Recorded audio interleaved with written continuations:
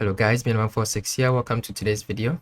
So about 3 weeks ago, in the final week in December, we played the national championships for the year 2021. I was invited being one of the top 5 rated players in the country. So you can take a look at the list of participants here. As you can see, I was the 4th seed, same as I was last year, I think. But the field is a bit tougher than it was last year. And last year I placed 3rd, and my aim going into this one was just to do better, right? So better than 3rd is either 2nd or 1st. And it's difficult to cover these games without spoiling the results. Somehow had a pretty good tournament, and in the end I won, and so I am, at least for the next year, the national chess champion. Yay!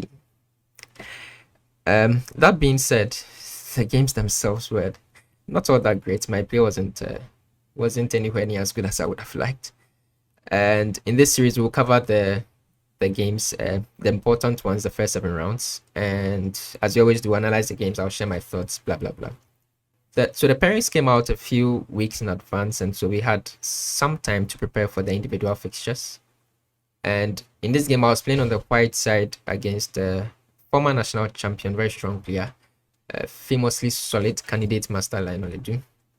For this tournament, I prepared one d4, and looking through some of his responses, I kind of expected we would get into this kind of a Slav, and we continued down the lines that I prepared on up until a point. So he played this g6 Slav. I think it's called the Schlechter, and I'd seen, at least from his games online, that he liked to play things like this. So I prepared all this knight f3, bishop g7 was expected, and I prepared this variation where you just play bishop e2 and you castle.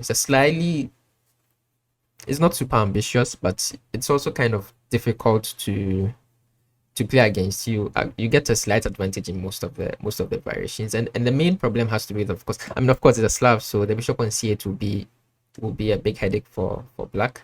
And here in particular, the problem is developing the bishop without getting in trouble with your b pawn, right? So because whenever the bishop comes out, I'm going to play some sort of queen b3 at a point, and the b pawn is a little bit difficult to defend. It's not like the a6 lines where you have rook a7 and stuff. So after castles, here he deviated from what I expected. The line that he had played here, most of him was bishop g4. And I do exactly what I intend. I think I'm not sure that I take first, but I play queen b3 at some point, and depending on how he defends the b pawn, we'll play the rest of the game. It's a game. But here he played knight bd7, and it struck me as a strange move. Because first off, why do you want to develop the knight before the bishop? The bishop is your... you've gone to the extent of not playing e6 because you want the bishop to come out, right? So once you put your knight on d7, unless the knight is moving somewhere else immediately, it doesn't make too much sense. And the knight isn't going anywhere anytime soon. This is the problem. So I thought this was a good time to take on d5. In general, you don't really resolve this tension until you get something, tangible for it on the queen side. And now that the knight has gone to d7, you can kind of take and argue that, in this structure, the knight wants to be on c6. So the knight being on d7 is not really where it wants to be. It's slightly misplaced. So that it feels like a good time to take on d5. So I did, and then I went queen b3. I should say though that the next couple of moves I played were a bit formulaic, in that is what I prepared against him playing bishop g4. But here the queen on b3 is good. Of course he plays e6 to defend the d5 pawn, but after that it doesn't really do all that much because this bishop isn't really moving anywhere, so I'm not really attacking the b7 pawn. So maybe in retrospect I might have played something different, but it's still a fine. The queen does want to move out of the way to connect to your rook, so it's still a fine move. And then after e6 I played rook d1. This move was also a bit formulaic. In those other lines the rook does fine on d1, but here probably going bishop d2 and rook fc1 was probably more accurate, because again in this structure is the exchange Slav structure. It's symmetrical, and the only real important thing going on here is the c file, right? Everything else, all the pawns are symmetrical. The pieces not so much. My pieces are a bit better, but there's only one open file, so it's going to be very relevant.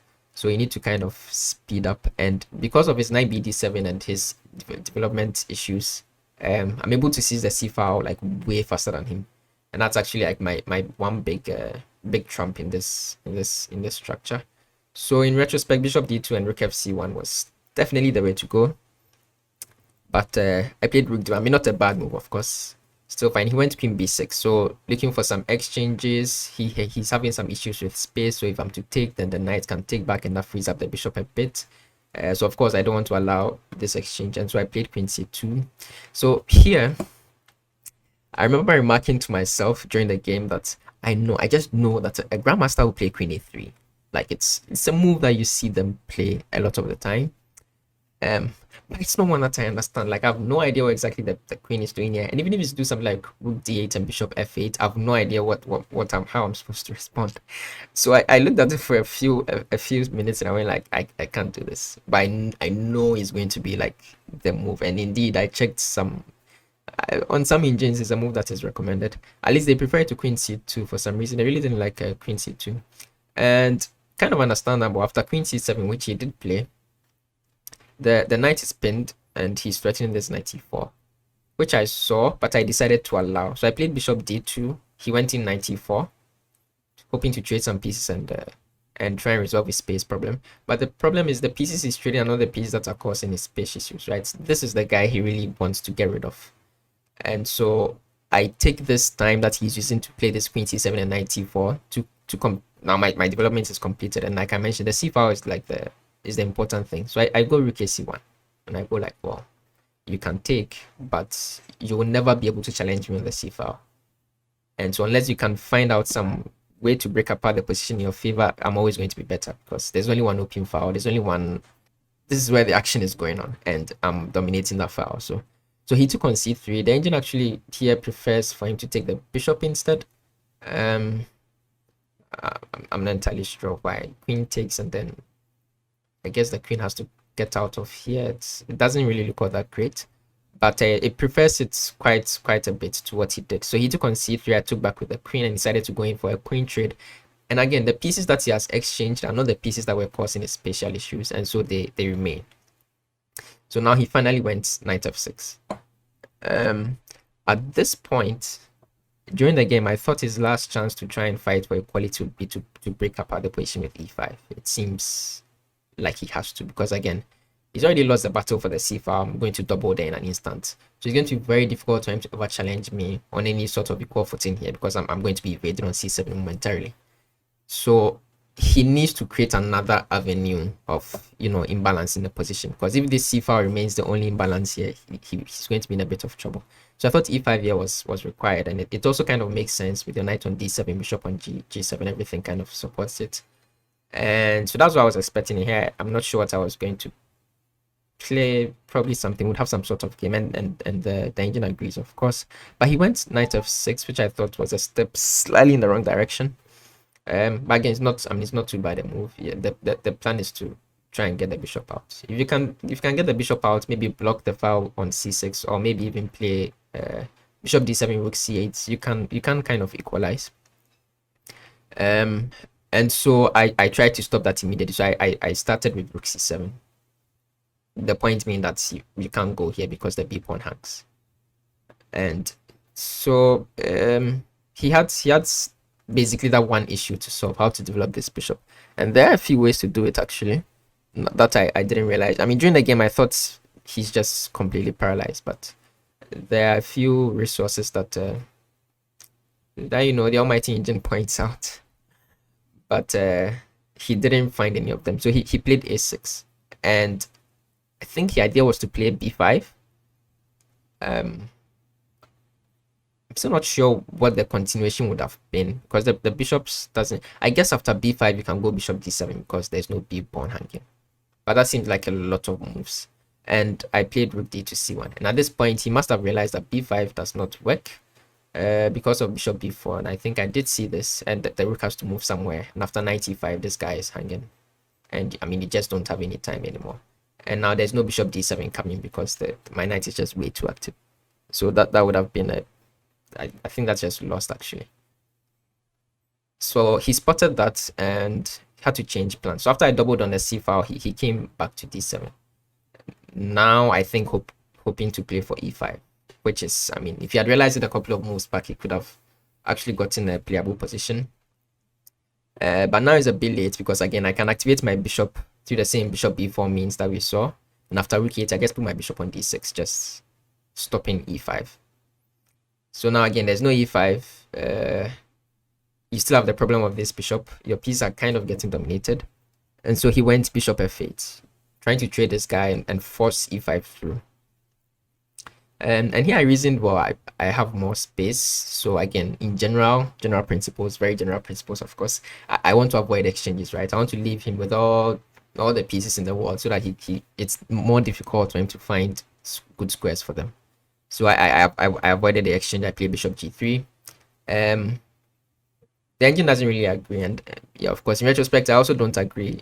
In general, I missed what the point of bishop f8 was. It wasn't just to get the exchange, but in case I were to avoid the exchange like this, the plan was bishop b4. And when he played this, I went like, yeah, that is actually a bit annoying because the bishop is going to come here. And now my rook has to evacuate this beautiful c7 square, and then he can actually kind of go for like b5, bishop b7, and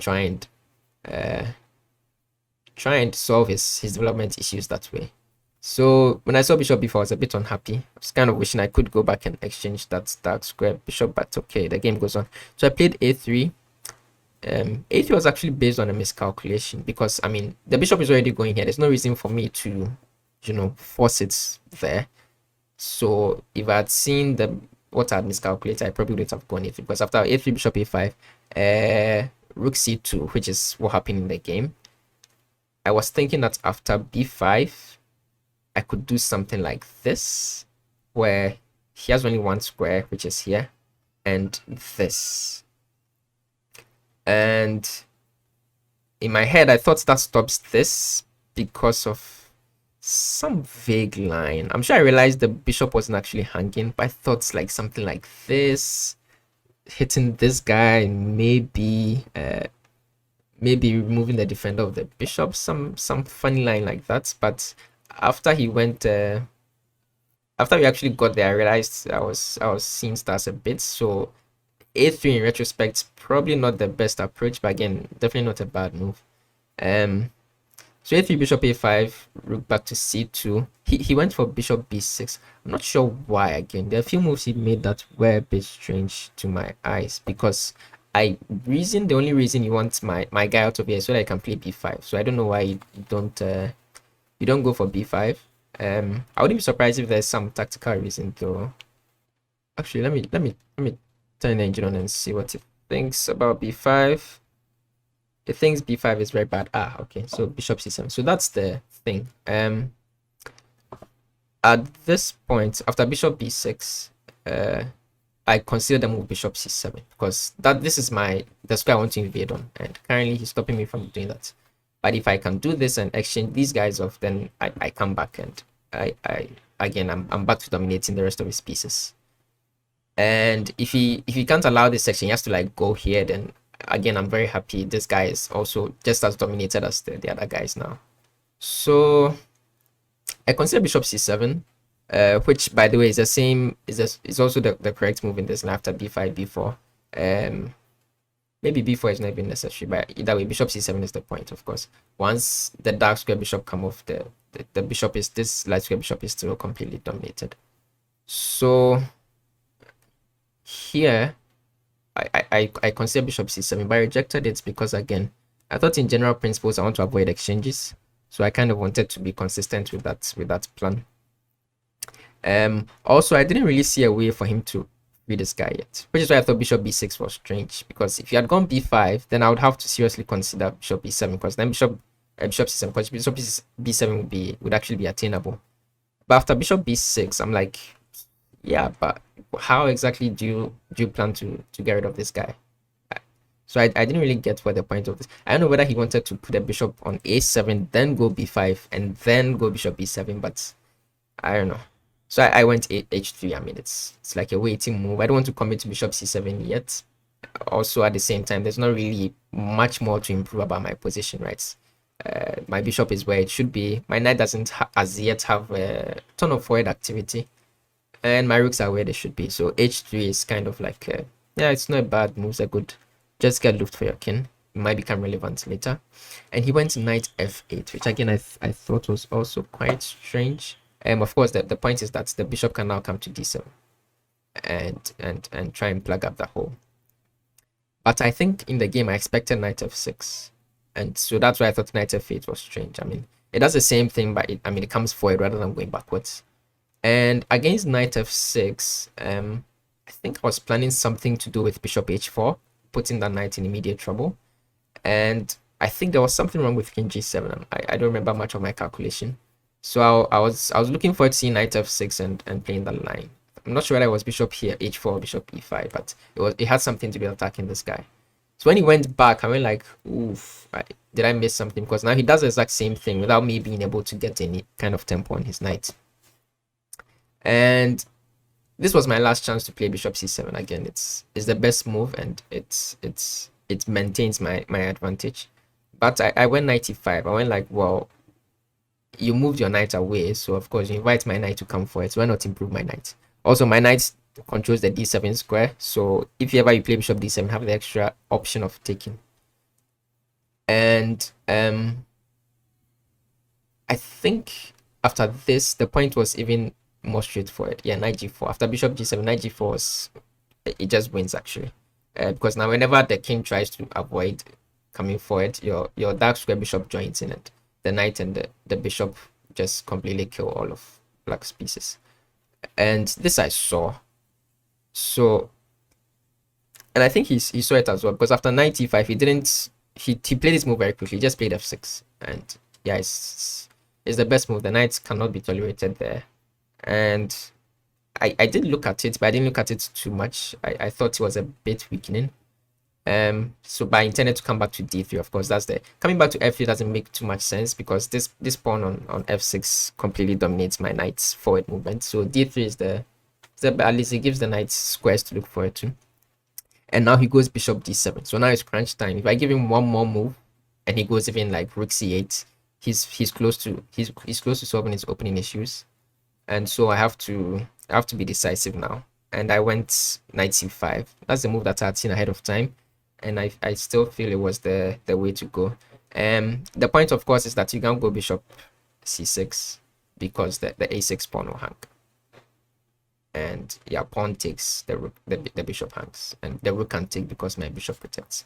So that's the point. And I thought if he ever has to give up his dark square bishop for my rook, I'm very happy, because his dark square bishop right now is his best piece by far.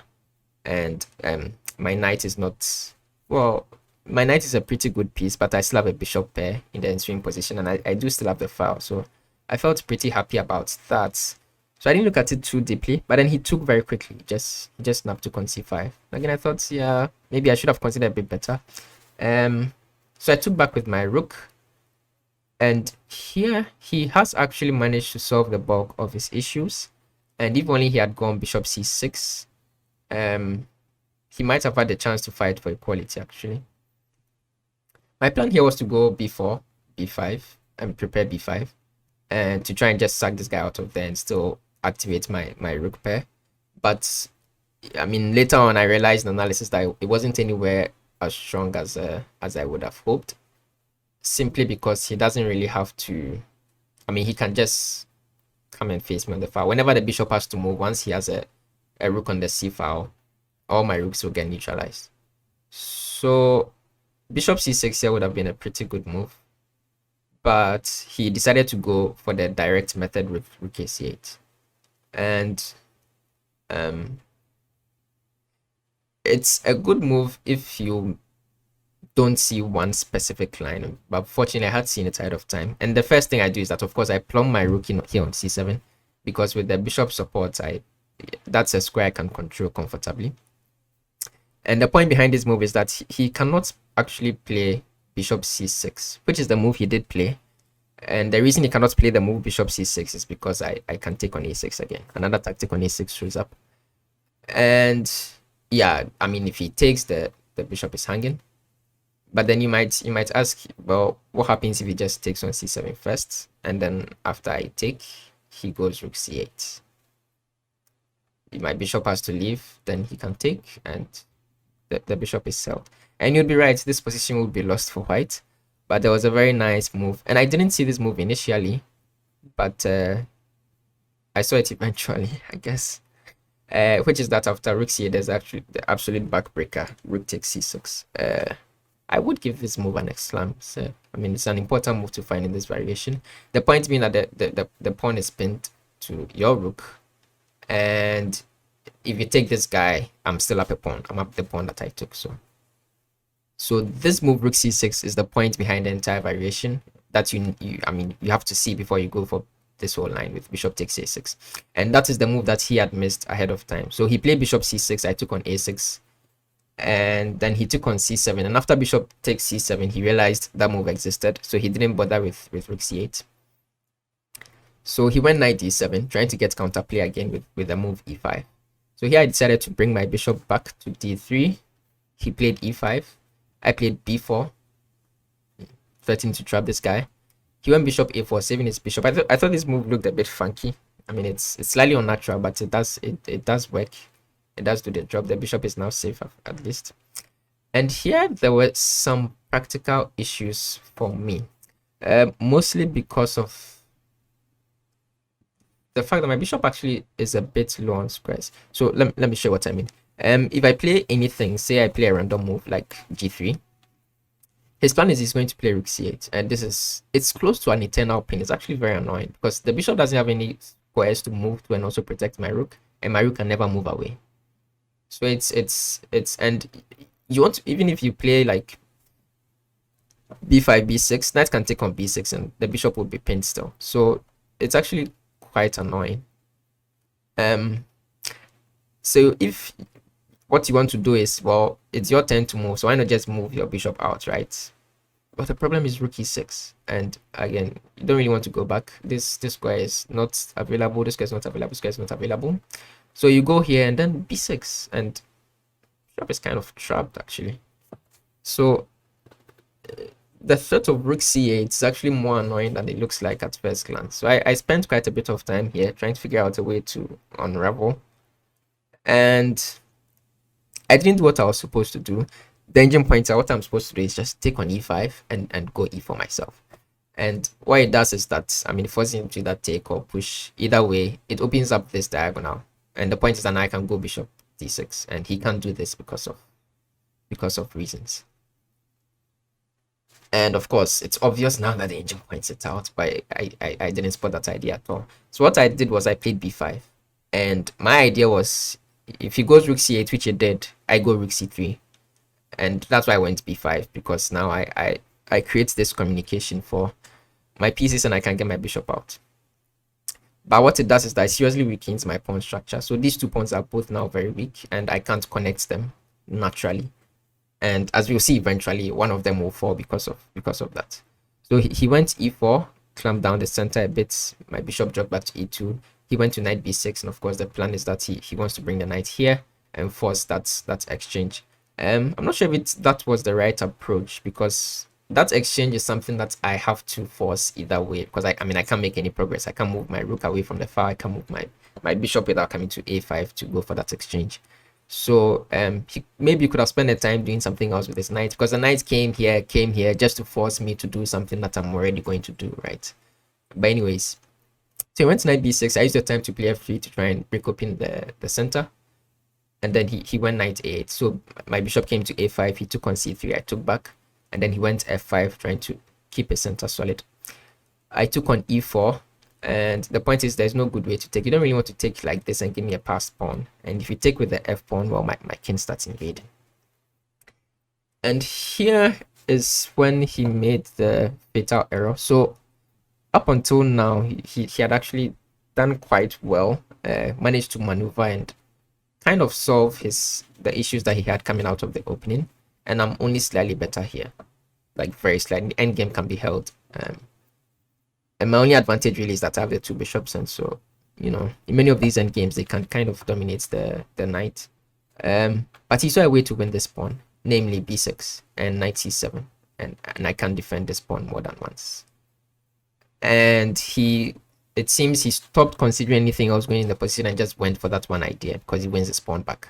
It's difficult to play under pressure. I mean, when you're down the pawn, it's easy to just switch all your focus to winning the pawn back.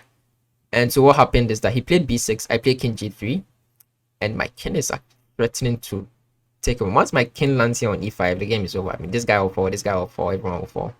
And it seems he didn't. So I mean, what he should do is just bring his king here. Once his king manages to stop mine from taking over, he can always win this guy. He's not going anywhere. Again, I cannot connect my pawns, and then he would have just had an endgame to play.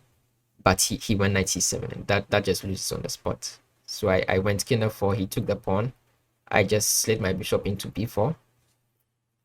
Then the knight now tried to come back to do something, but my king had already made it to e5. Now it's just completely lost. Actually, it's game over. There's no way to hold. So he went bishop b3, protecting that pawn. Then I went bishop g4, activating my bishop to the other diagonal. The threat, of course, is this, and I take the pawn still. He went knight c6, check, king d6, and he can't take this guy.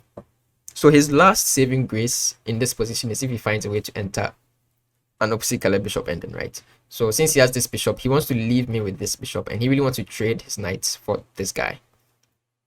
So taking here wouldn't have helped him. So he went knight d8 to stop me from playing bishop here. And if I'm tempted and I do it, then he gets what he wants. He gets this opposite color bishop ending. And then even if I'm a pawn up, he probably can hold. Of course, I didn't do that. So I went king c7, just forking the two pieces. And here he went h5, the last little trick. And of course, again, if I take, he manages to get the exchange that he wants. He gets the opposite color bishop ending. And I'm not sure if it's drawn actually, but it definitely gives him a lot of chances to hold. So again, I was having none of that. Bishop d7. So the knight had to move. I took the pawn on b6. His king now tried to get active, but it was far too late. I already have a pass pawn on the a file that I can already push to victory. So the knight tried to maneuver itself to become annoying, but I was having none of it. After bishop b4, bishop c4, just bishop b5, blocking the way of his bishop. And yeah, there's nothing that can stop my pawn from queening. So the rest of the game was just a bit just playing on for playing on reasons. The knight took the pawn on e3, a7. The knight came to c2. I played bishop c3, just protecting my bishop. We exchanged these bishops. He played e3, I queened. He played e2, I played queen e8, and now the pawn can't queen. And I'm just going to take the pawn on the next move. That's if like there's not some sort of, you know, attack to win his knight or something. So at this point he resigned. And yeah, that was the end of the first game. With the white pieces, I'd managed a good win. I was fairly happy with my play in this game. I did miss a couple of things, but they weren't like major. And yeah, I was happy that the prep from the opening kind of gave me a comfortable position. I managed to keep it throughout the games. The kind of game I like to play. So in general, I guess the big mistake came with knight bd7 in the opening, which really gave his bishop on c8 a lot of issues, and solving those issues really became the problem in the game. But even after he had managed to solve those issues, the really critical mistake came at the very end, where after b6 king g3, he didn't bring his king into the center and went for knight c7, and that's really sold the rest of the game away. So yeah, pretty good game. But that's the thing with strong players, you can't beat them once. Like, you get an advantage out of the opening, but you really need to beat them 3 times, like they say, because they'll always they don't just go down in flames, you know. They always find a way. So yeah, that was game 1 down. I think the first day we only played 1 game, so that was the only game on the first day. So I went home happy, preparing for the following day, and I'll come your way soon with the next video in round 2. Thank you very much for tuning in. I hope you enjoyed it. Subscribe if you haven't, leave a comment, drop a like. Happy chessing, and I'll see you later.